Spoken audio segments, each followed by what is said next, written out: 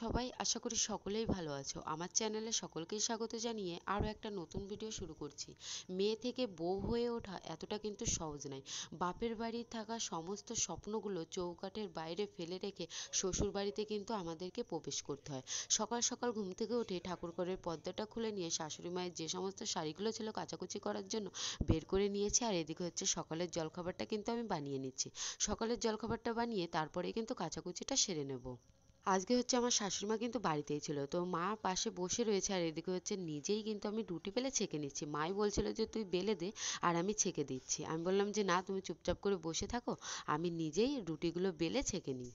যে বাড়িতে ছোটবেলা থেকে মানুষ হয়েছি, 18টা বছর মা বাবা পরিবারের সঙ্গে কাটিয়েছি, তাদের কথা অমান্য করে বেকার ছেলের হাতটা ধরে বেরিয়ে এসেছিলাম কিন্তু। আর বাপের বাড়িতে দেখা সমস্ত স্বপ্নগুলো বিসর্জন দিয়েই কিন্তু আমি শ্বশুর বাড়িতে প্রবেশ করেছি। কারণ আমার বাপের বাড়িতে থাকা সমস্ত স্বপ্নগুলো শ্বশুর বাড়িতে এসে তার কিছুই কিন্তু আমি পূরণ করতে পারিনি। এটাই হয় মেয়েদের জীবন আর কি। একটা মেয়েকে রাজকন্যা করে রাখতে কিন্তু তার বাবাই পারে, তাছাড়া পৃথিবীর অন্য কেউ কিন্তু রাজকন্যা করে রাখতে পারে না। কারণ বাপের বাড়িতে মেয়েরা যদি থাকে তাহলে কিন্তু রাজরানী হয়েই থাকে, শ্বশুর বাড়িতে আসলে সেটা আর কিন্তু হয় না। কারণ শ্বশুর বাড়িতে আসলে আস্তে আস্তে সংসারের সমস্ত দায়িত্বটা কিন্তু সেই মেয়েটার হয়ে যায়। বিয়ের আগে আমার দুটো চোখে দেখা অনেক কিন্তু স্বপ্ন ছিল, মা বাবারও স্বপ্ন কিন্তু এখনো আমি পূরণ করতে পারিনি।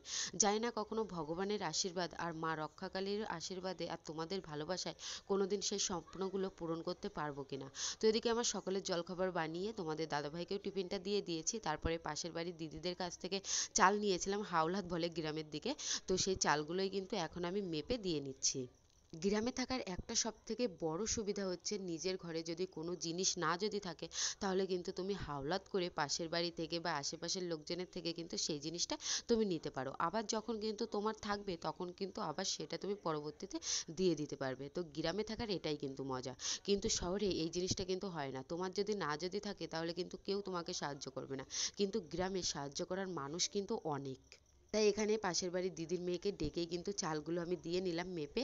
তো যাই হোক, আর এদিকে হচ্ছে আজকে আমি আর কোনো কাচাকুচি করতে পারিনি। সকালবেলা টিফিন বানিয়ে যে সমস্ত এঁটো থালা বাসনগুলো ছিল সমস্ত কিছুই আমি ধুয়ে নিয়েছি, 2 ঘরের বিছানা তুলেছি, তাই শাশুড়ি মাই কিন্তু সমস্ত কিছু কেচে ধুয়ে মেলে দিয়েছে আর কি।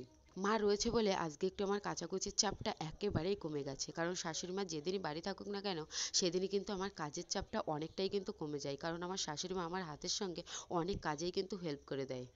তারপরে এখন যেহেতু আমি দুপুরেরও রান্নাটা বসাবো, তাই তো সোজা চলে আসলাম উনুন পাড়ে উনুনটা লেপার জন্য। শুধু আমি নয়, আমার মতো প্রত্যেক বিবাহিত মহিলারা যারা গ্রামে থাকে তারা কিন্তু প্রত্যেক দিন রান্না করার আগে সকালবেলাতে কিন্তু উনুনে এরকমভাবে কিন্তু ন্যাতা দিয়ে লেপে নেয়। তাই তো তাড়াতাড়ি করে সংসারের খুঁটিনাটি সমস্ত কাজকর্মগুলো সেরে সোজা চলে আসলাম উনুন পাড়টা লেপে নিতে। উনুন পাড়টা লেপে তারপরে কিন্তু দুপুরের রান্নাটা আমি বসিয়ে নেব। তোমরা যারা প্রেম করে বিয়ে করতে চাও বা যারা এইভাবে একটা সিদ্ধান্ত নিতে চাও, তো তাদেরকে আমি একটা কথাই বলবো, অন্তত ভেবে চিন্তে একটা কিন্তু সিদ্ধান্ত নিও। তো বিয়ে জিনিসটা এরকমই একটা জিনিস যেটা কিন্তু পরবর্তীতে শুধরানো যায় না, যা কিন্তু একটা বারই হয়। আর বিয়ের মতো একটা বড় ডিসিশন নিতে গেলে অবশ্যই কিন্তু ভেবে চিন্তেই নিতে হয়। আমি কিন্তু আমার বিয়ের ডিসিশনটা একেবারেই কিন্তু ভেবেচিন্তে নেইনি, কিন্তু তবুও কিন্তু আমি আমার সংসার লাইফে ভীষণ রকমেরই কিন্তু সুখী রয়েছে। কারণ আমার হাজবেন্ড, তার পাশাপাশি আমার শ্বশুরবাড়ির সকলেই কিন্তু আমার ছোটোখাটো সমস্ত আবদারগুলো কিন্তু পূরণ করে। বিশেষত যদি স্বামী যদি ভালো হয় তাহলে পৃথিবীর অন্য কোনো শক্তিই কিন্তু সেই বউকে খারাপ করতে পারে না আর কি। স্বামী যদি পাশে যদি থাকে তাহলে সেই বউ ঠিকই কিন্তু সেই সংসারে থেকে যেতে পারে। তো এদিকে আমার উনুন লেপা কমপ্লিট হয়ে গেছে, তারপরে বাড়ি থেকেই আমি মাছটা কিনে নিয়েছি। আর এখন না আমি নিজেই কিন্তু মাছ কিনতে পারি। তো যাই হোক, বাড়ির উপর থেকে মাছটা কিনে নিয়েছি। তারপরে এখানে কিন্তু পিসিও চলে এসেছিলো মাছটা দেখার জন্য, মানে খাওয়ার জন্য আর কি। তো এখান থেকে মাছটা রেখে যদি এক বিন্দু উঠে যায় তাহলে কিন্তু মাছটা সোজা টেনে নিয়ে চলে যাবে। তাই তো না গিয়ে পিসিকেও একটু লোভ দেখালাম, আর এখন হচ্ছে মাছটা কিন্তু আমি কেটে নিচ্ছি। গ্রামের মানুষদের একটু মাছের ঝোল ভাত না হলে একেবারেই কিন্তু ভাত কিছুতেই জানি দুপুরবেলা পেটে যায় না। সপ্তাহে 2 দিন নিরামিষ, নিরামিষের দিনগুলো আসলেই কেন জানি না কেউই আমাদের বাড়ির সেরকম একটা কিন্তু ভাত খেতে চায় না। সপ্তাহের যখন সোমবার আর শনিবার আসে তখনই কিন্তু সকলেই চিন্তায় পড়ে যায় যে আজকের দিনটা কি করে পার হবে। কারণ গ্রামের মানুষ মাছে ভাতেই কিন্তু তাদের জীবন চলে আর কি। তো এদিকে আমি বড় সাইজের একটা রুই মাছ নিয়ে নিয়েছি, মানে 1 কিলো ওয়েটের। তো সেই মাছটাই কিন্তু এখন আমি বেশ ভালো করে কিন্তু কেটে নিচ্ছি।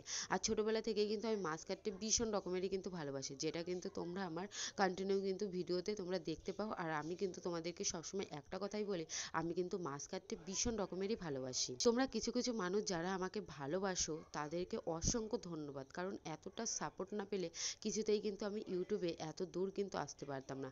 আর যারা আমাকে ঘৃণা করো বা যারা আমাকে খারাপ খারাপ কমেন্ট করো, তো যাই হোক তোমরা এইভাবে আমাকে খারাপ খারাপ কমেন্ট করতে থাকো, কারণ তোমাদের খারাপ খারাপ কমেন্টই আমার মাথার উপরে আমার আশীর্বাদ হয়ে ঝরে পড়ুক, এটাই আমি চাই। তো এদিকে হচ্ছে আমার মাছ কাটা কমপ্লিট হয়ে গেছে, মাছটা আমি ধুয়েও নিয়েছি। আর এদিকে হচ্ছে হালকা করে আলু দিয়ে ঝোল করব, একেবারে কিন্তু সিম্পলভাবে রান্না করছি, কোনো রকমেরই কিন্তু পেঁয়াজ রসুন দিয়ে রান্না করব না, একেবারেই আদা আর জিরে বাটা দিয়েই কিন্তু আজকে সিম্পলভাবে হালকা পাতলাভাবে মাছের ঝোলটা কিন্তু আমি রান্না করে নিলাম। জ্যান্ত মাছ সবসময় কিন্তু হালকাভাবে রান্না করলেই খেতে কেন জানি না ভীষণ ভালো লাগে। তো উনুনে কিন্তু আমার রান্না করা কমপ্লিট হয়ে গেছে। জানো তো সবসময় উনুনে রান্না করতে আমারও কিন্তু ভালো লাগে না, আমারও কিন্তু মাঝে মধ্যে মনে হয় যে গ্যাসে গিয়ে একটু রান্না করতে, আমারও কিন্তু একটু ইচ্ছা করে আমি আমার নিজের জীবনের সমস্ত শখ আহ্লাদগুলো পূরণ করি। কিন্তু এখন না আর সংসারে পড়ে সেই সমস্ত শখ আহ্লাদগুলো নিজের জন্য কিছুই করতে পারি না, কারণ এখন আমি এরকমই হয়ে গেছি। কারণ আমি এটাই চিন্তা ভাবনা করি, যেখানেই জিনিসপত্র কিনতে যাই না কেন মনে হয় যে সংসারের খুঁটিনাটি জিনিসপত্রটা কিনি, এটা যদি কিনি তাহলে লোকজন আসলে হয়তো আমার কোনো অসুবিধা হবে না, বা লোকের বাড়ি কোনো জিনিসই আমাকে চাইতে যেতে হবে না। তাই তো এখন নিজের সাজগোজের জিনিসের থেকে সংসারের আসবাবপত্রের জিনিসগুলোই কিন্তু আমি বেশি কিনি। এদিকে হচ্ছে আমার শ্বশুরমশাই বাজার করে এনেছিল, তো অনেক বাজার করে এনে দিয়েছে একবারে কিন্তু এখানে এক সপ্তাহের উপরে বাজার রয়েছে। তো সেই সমস্ত বাজারগুলোই কিন্তু এখন আমি ঢেলে ফ্রিজে কিন্তু সাজিয়ে রেখে দিচ্ছি। আর আমার চানটাও কিন্তু হয়ে গেছে, আর খাওয়া দাওয়াটাও কিন্তু সেরে নিয়েছি একেবারে। তো খাওয়া দাওয়া করার পরেই একেবারে কিন্তু ব্যাগ ভর্তি বাজার নিয়ে আমি সোজা বসে পড়লাম গুছিয়ে ফ্রিজে রাখার জন্য।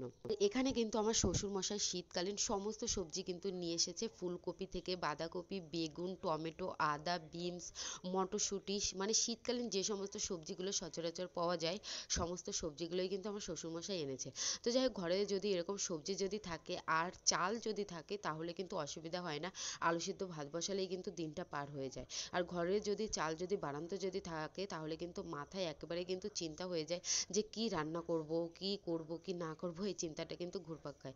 যাই হোক যেহেতু রেশনেরও চাল দিয়ে নিয়েছে আর একেবারে বাজারও কিন্তু আমার শ্বশুরমশাই অনেকই করে এনে দিয়েছে, তাই তো আর বাজারের চিন্তা কিন্তু এক সপ্তাহ থাকবেই না, আর চালের চিন্তা তো নয়ই। তো এদিকে হচ্ছে আমার সমস্ত সবজিগুলোই কিন্তু ফ্রিজে রাখা হয়ে গেছে, আর এখন হচ্ছে লঙ্কাগুলোই কিন্তু রাখা হয়নি, তো লঙ্কার যে বোটাগুলো তো সেই সমস্ত কিছু ছাড়িয়ে তারপরেই কিন্তু আমি ফ্রিজে রেখে দেবো। লঙ্কার বোটাগুলো যদি আমি না ছাড়িয়ে এইভাবেই যদি ফ্রিজে যদি ক্যারি পেপারে করে রেখে দিই তাহলে দেখা যাবে যে লঙ্কাগুলো কিন্তু পচে যাবে। তাই লঙ্কার বোটা ছাড়িয়ে তারপরে কিন্তু বেশ ভালো করে কৌটাতে করে আমি রেখে দেবো। তো আজকে আমার মন মানসিকতা কিছুই ভালো নেই, তো এর জন্য ভিডিওটি কিন্তু আমি কন্টিনিউ আর করতে পারলাম না। তো ছোটোখাটোর মধ্যেই কিন্তু আজকে আমি ভিডিওটি শেষ করলাম। জানি না আজকের ভিডিওর কোনো পার্ট তোমাদের ভালো লেগেছে কিনা, যদি ভালো লেগে থাকে তাহলে অবশ্যই চ্যানেলটিকে সাবস্ক্রাইব করে যাও। আর কিসের জন্য ভালো নেই সেটা অবশ্যই